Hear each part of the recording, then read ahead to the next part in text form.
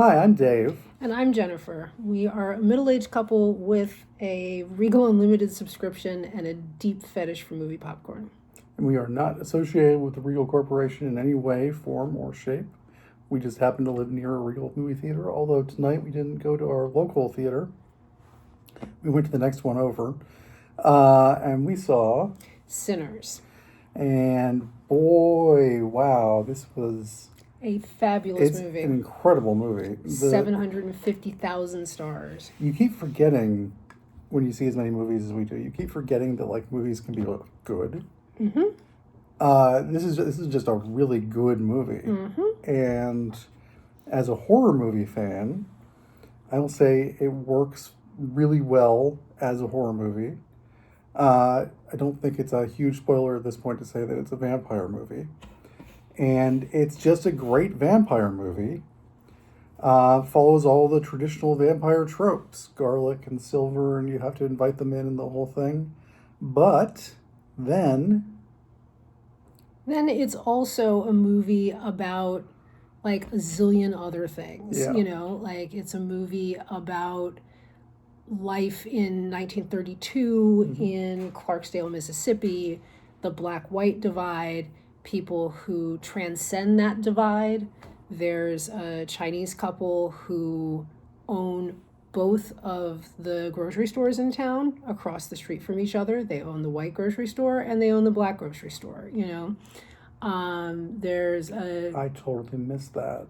Yeah. Oh, Yeah. wow. Okay. Yeah. Yep. No, there's a scene where it's like one person in the family says, "Hey, so and so needs you." Yeah. And they walk out of the store. They walk across the street into another store where somebody else in the family is behind the counter.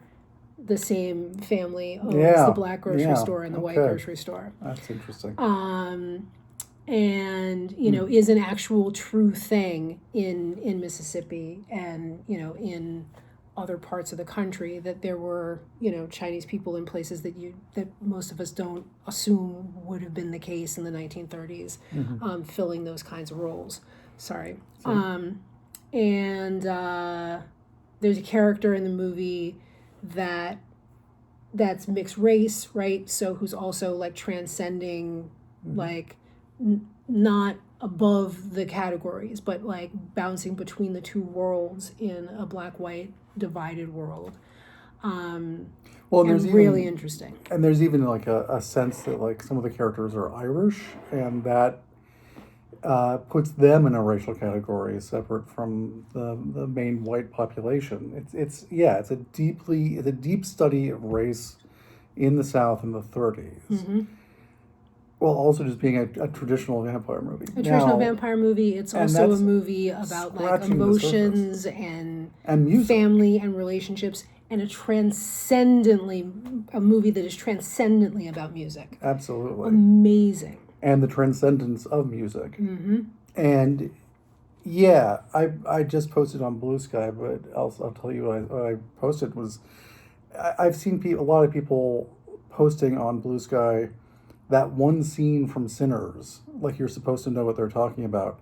I don't know what they're talking about. There are so many scenes in this movie. That are that one scene. That one scene. Yeah. There's one in particular about a musical performance that leaves the stage and goes beyond the bounds of the film. Yeah. Like, the borders of the screen. Like it is transcendent is the word. And that sense remains through the film. There are a couple musical numbers that should have felt corny because they're in the middle of this very dramatic vampire movie, and instead they just feel like religion. Yeah. It's amazing what yeah, the movie Ryan is Coogler's also pulled off about here. religion. It's also about respectability and non-respectability, and money. about money. It's about power. It's always about money and power, and then how far those can take you, and what happens when those are gone. Yeah.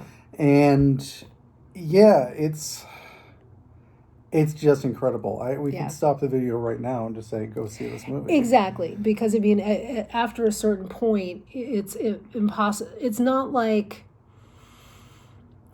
like it is spoilers, but it's not spoilers. It's more like it has to be seen. You Yeah. know what I mean? We could Yeah. describe every second of this moment of this movie, but it really just has to be seen and experienced. And it definitely is a movie that needs to be seen in something big. Like, Yeah. it's not a watch it on your phone kind of movie. Right. You know, there's a lot of some of the visuals are big, but even when it's moments in between two people that are very intimately shot, like, it's just a big emotion movie that you should be seeing on something bigger than a phone or some other kind of small device. Yeah, and let's make this clear. And this is a Ryan Coogler movie, so every shot in the film is, the cliche is to say every shot is a painting, but every shot in this film is art. I mean, it's there's no wasted camera movement. There's no sense of, you know, like the shots are all composed so very carefully. You never are in doubt who the camera is focused on, what that focusing is saying in that moment. There were a couple shots that really stood out to me, specifically the one where the Asian woman walks from the one grocery store to the other one Yeah. in this long panning shot. Yeah. And I felt, oh, that's a little superfluous maybe. But then you're absolutely right. That is, she's walking across a divide. She's walking across the And- racial divide in town. And that's incredible. And you see it from her perspective, and it's like, Yeah. So I don't want to do any spoilers for this. Yeah. I don't think we should. Yeah. I think this is too important a movie to even really talk about in depth in a video like this. I think you need to see it and understand it and feel it for yourself. Yeah. Yeah. I mean, I think it's, you know, it's interesting just to, you know, I haven't seen all of Ryan Coogler's films. I couldn't watch Fruitvale Station. And, you know, I remember the incident that the movie is about, and I heard it was an amazing movie, and I'm just like, I can't watch that, you know? But I haven't seen everything he's done since, because I didn't see Creed, right? I didn't see any of those movies either. So no, but I have seen others of his movies, and he's a great movie maker. Yeah. And he, you know, in some respects continues to work with some of the same people who are like make great art together. This movie is very much about music. And the guy that basically has done the music for like all of his movies is this like Swedish guy that Ludwig Göransson. that went to USC with him, right? Who I think won an Oscar somewhere along the way. I don't remember if it was for Black Panther or if it was something else. But, you know, did all of this like blues music and folk, you know, and then didn't necessarily write all of the folk music that's in it, but, you know, the music production and stuff for that. And, you know, yeah, it's a director working with the same guy that does the music, right? But that, you know, in this movie, they're so intimately connected that you can see the creative teamwork there. You know, it's the same production designer, same costume designer, who both of whom won Oscars for Black Panther, working with Ryan Coogler. You know, so it's like that the same creative people working in very different trying to accomplish Black Panther and trying to accomplish this movie are wildly different enterprises, but able to make a work of art where their artistic abilities are as intimately a part of the movie as Ryan Coogler's. You know, like it is just really, really interesting to see. And you know, I'm not someone that pays attention to those things a whole lot. So partially this is just like, I really fucking loved Black Panther and I saw it 75 times. And I remember I remember when Black women win Oscars for things, right? Yeah. So like that kind of stuff is why that sticks. And so, you know, seeing their names in the credits, I'm like, oh, okay, like he's working with some of these same people. There may well be other people that are part of the movie making of this movie that he's worked with before. They're just not names that I remembered, but I remembered those three. So I want to say something about Wakanda Forever, which I will lead back to Sinners. Don't worry. So Wakanda Forever, I think, is our least favorite of his films. Yeah. And I think that's understandable. I think so. Wakanda Forever, it's got a lot of studio interference. It's a Marvel film. It's not a great Marvel film, but it's also this elegy for Chadwick Boseman. Beautiful, beautiful elegy and eulogy. Yes. Yeah. And It's about loss. the interesting thing is, as much as we disliked the Marvel movie, we loved the Chadwick Boseman movie. Yeah. Of Wakanda Forever. Those parts of it were amazing. And I think that Ryan Coogler is somebody who truly respects his actors. And Michael B. Jordan, who was in the original Black Panther, is back here. Who's in Fruitvale Station? Okay. Yeah. Is in this one playing two roles. And doing it so well. I feel like these two characters that he's playing are so distinct from each other, even though they're supposed to be twin brothers. And there's this weird little bit of shorthand, like visual shorthand at the beginning of the film, where they're wearing hats, and one is wearing a red hat and one is wearing a blue hat. And it's so you can tell them apart. But then they have slightly different storylines. They go off in different directions at the start of the movie and then come back together. And each of them has their own story that evolves differently and is telling different parts of this story. It's just so amazing. And of course, Michael B. Jordan is just an astonishingly great actor, but also a beautiful man. It's not hard to watch this guy. No. Yeah. And I gotta say, Coogler absolutely gets these performances out of these actors by being such an incredible director. And these actors are giving him exactly what he needs. It's an incredible synergy. And yeah, I would say all the actors in this film are fantastic. Yeah. Delroy Lindo has this amazing role as the comic relief. But he's also got his own tragic arc in this story. It's like there's just so many people in this movie, right? Like these could be characters. Yeah. Because you see, in many ways, not that much of any of them. And while this is a vampire movie, it's very much a movie about lots of people who, in these very tight little ways, you were introduced to a lot of story about them. The Sammy is the person that you see in the commercial, singing and playing the blues and stuff. He's sort of the main character of the story. Who is, in a way, the main character of the story. And he is amazing. And in reading the little IMDb on the way home, this is this kid's first movie. Yeah. And that is really hard to believe. Completely insanely so hard. He's really good.